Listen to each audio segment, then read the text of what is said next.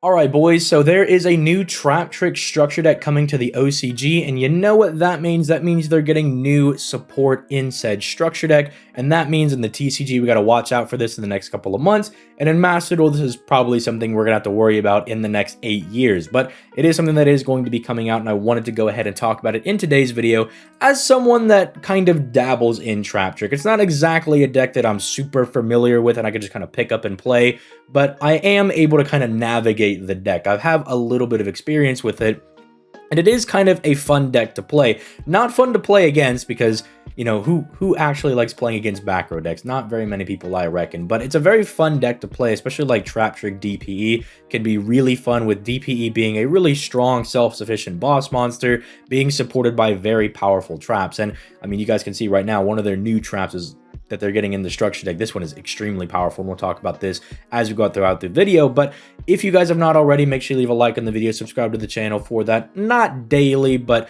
you know, pretty much like 3 to 4 Yu-Gi-Oh videos every single week. I'm going to try to get to doing daily Yu-Gi-Oh content, but I got to kind of get in the groove of balancing this channel and some of the other channels that I run here on YouTube. So yeah, make sure you leave a like, subscribe, all that good stuff. I am known to play a little bit of Yu-Gi-Oh on Twitch sometimes. If you want to do, you know, watch me play and, you know, rage about misplaying, you can follow the Twitch, which is linked down in the description down below as well. But with all that being said, let's just kind of start talking about some of these new cards that are coming out. And first and foremost, this new card right here, and I'm not going to try to pronounce any of the new cards because I don't think I can really pronounce them properly, and I don't want to be stuck here for like 30 seconds trying to be like Arachnokampa. Like, I might have gotten it completely right there, but I know that I'm really just I'm betting against myself as to whether or not I'm going to be able to pronounce that consistently throughout the entire video. So we're just gonna call it new TrapTrix Lady. So this new TrapTrix Lady is basically an extension piece because they now have a Link 3, whereas they usually would just either climb into a Link 2 or one of their rank 4s. Now they need a little bit more extension to get to this rank 3, or not rank 3, but Link 3, and this is going to be the monster that's going to help them do that, because as long as you control a TrapTrix monster, bada boom, bada bing, you can smack this card on the board, but it does lock you into insect and plant monsters for the turn. So if you're going to be running TrapTrix DPE, keep that in mind, that this card, while it's really good, and that, like, you know, you normal summon, I don't know, Murmillo or something, and then you can just special summon this from your hand, to keep in mind that you'll be locked at a DPE for the rest of the turn. But then again, some of the new, well, I guess the new trap they got and the new boss monster they got in the Link 3, I think are definitely worth kind of the trade-off with how strong they definitely can be. So this card is definitely really, really good for helping you extend into the new Link 3 card. It does have a nice little effect that protects your back row as well, but seeing as this card is meant to be a piece of extension, I don't really think it's going to be sticking on the board for too long for you to really be able to take advantage of that. But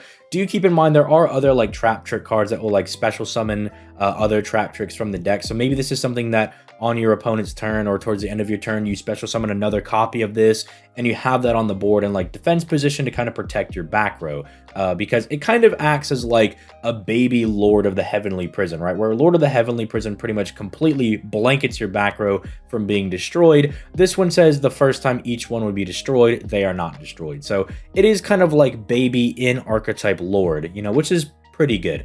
But the trap card here, this is where I think they're actually starting to get a lot of value, and where it's like, maybe it is fine if they don't have DPE on that turn, because as strong as DPE is, this trap card is actually immensely powerful. A lot of the TrapTrix hole cards, which is pretty much the main traps that they use in their deck, it's all based around the hole card. So like Floodgate Trap Hole, or like Gravedigger Trap Hole, or this one, this new Delusion Trap Hole, or even Void Trap Hole if you want to get really crazy. You know, stuff like that is based, or basically what their archetype is all about. But they're all kind of like one-for-ones, right? Like your trap card does, it disrupts like one of their monsters or one of their summons or something like that. And, you know, then it's kind of like a neutral, right? Because you use one card and you disrupt one of theirs. This is like one of their first ones. It's actually going like, you're plussing 1, because you're actually going to minus your opponent 2 cards, at the cost of one of your trap cards. And it actually works out really well because you can activate this card first and then chain another card to activate its second effect of needing a hole in the graveyard. So basically what it does is if your opponent special summons a monster, instead of having to specifically kill that monster, you now have the freedom to target any monster they control with 2k or more attack and pop it, which is huge because a lot of the other traps don't actually proc unless you can like meet the conditions or whatever. Like they have to special something with like 1500 or less attack or 2000 or more attack or something along those lines. This one is just if they special summon a monster, you can pop anything they got with 2k, right? So that's going to be really, really nice that you're not locked into killing that specific monster that was summoned and you have the freedom to pop something for free on the board. And if you had a whole normal trap in your graveyard, which is pretty much all of their stuff, you can banish a monster from their graveyard as well. And that's what I mean that you kind of go +1 on that. So not only do you get to pop one of their monsters at the cost of your trap card, but you also get to banish a card from their graveyard, which can disrupt a lot of their plays. Like, you know, let's say we're playing against something like Sword Soul, right? And they're going to normal summon Taya, and they're like, oh, we're going to try to go ahead and banish. We only got like Vishutta engraved. You can banish that Vishutta. Taya's lost its target. Or you're playing against Drytron, and they go like, Alpha Pitch Ben 10, right? And you could banish the Ben 10, right? Because as far as I'm aware, you DD Crow the Ben 10, the Ben 10's effect fades off. So I'm assuming this would function in like a similar way, right? Where you could kind of banish things to disrupt your opponent's plays and also pop one of their monsters in the process. So this is a very, very interesting card, and I think it will be played a lot in TrapTrix. I think it's really, really strong, and I'm kind of glad they finally got something that allows them to kind of plus a little bit, right? Because on top of all of that, when you banish that from their graveyard, that's going to proc their new Exceed card. What this Exceed card says is that if a monster that is owned by your opponent is sent to the graveyard or banished by a card effect, you can attach one of them to this card as material. So let's say you pop that Alpha, right? Let's say they did Alpha Tribute Ben 10. Alpha's got 2000 attack. You pop that Alpha, you know what, instead of sending it to the graveyard where it's still going to be, you know, material for them, let's attach it to this card, which makes it just so disgusting, right? Because that's like one of the hardest ways to get your card back in Yu-Gi-Oh, right? Because you can kind of interact with cards in your graveyard, on the field, in your hand, even to the deck and in the banish zone to an extent, right? You know, even if someone like Nightmare Unicorn's one of your cards, it's in your deck at the very least. You still have access to it technically, but when they attach it to, you know, their monster as material, I mean, you can't really interact with it anymore. It's stuck, you know, there's no way for you to like get it back. And I think that's a really interesting way of kind of interacting with your opponent and really stopping their plays like dead in the dirt. Because let's say in the Sword Soul event, that example, let's say we pop one of the tennies. I believe Ashana has like 2000 or more attacks. So let's just say Ashana, like we pop Ashana, and they're like, oh, well, that's cool. So I can just normal summon Taya now. And, you know, I could go ahead and start doing my plays as per usual. I could banish the guy. But it's like, well, actually, I'm going to steal your Taya after I pop him. So now, or not your Taya, but your Ashana. So now you don't even have the option to banish him. And so now that card in your hand or that play that they could have done is now dead in the water. I just think it's really interesting and it interacts pretty well. Plus, it just searches any TrapTrix monster from the deck.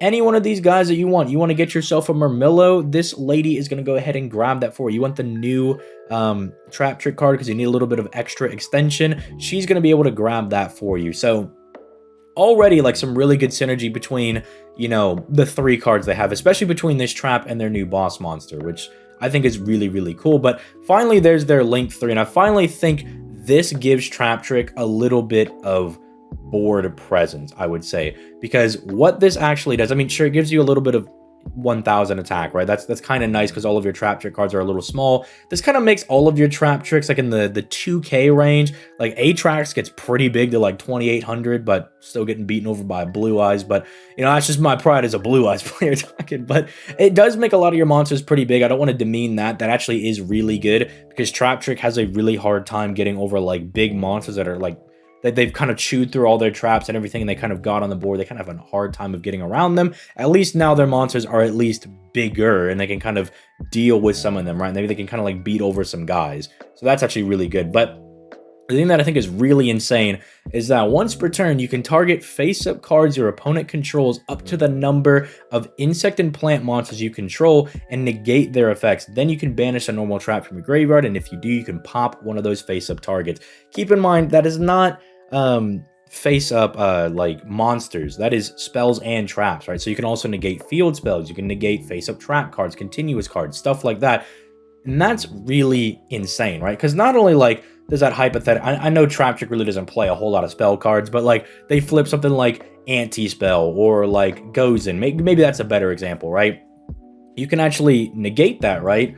With, you know, your new TrapTrix Link monster, and then just pop it right after, while also getting to negate the effects of some other random cards that might be on the field as well. I don't know, maybe you're going against a stun deck, right? Like they got Gozen and they've got that Fossil Dyna right on the board. And you could be like, well, I'm going to negate both of those, and then I'm going to pop the back row, and I'm going to pop the Gozen so I can play for free or whatever. Although I don't think Gozen really hits TrapTrix very much, but you get what I'm saying. You're getting the point that like you have these like interesting bits of interaction and stuff that you can actually do, and they kind of have ways to like chew through boards now, and I think it's really interesting for the deck. I don't know how good TrapTrix is going to be after the release of the structure deck. I mean, Dark World got their new support, and they seem like they're kind of doing pretty well right now. Like I've seen some representation over in the OCG. They seem to be doing pretty good with their deck.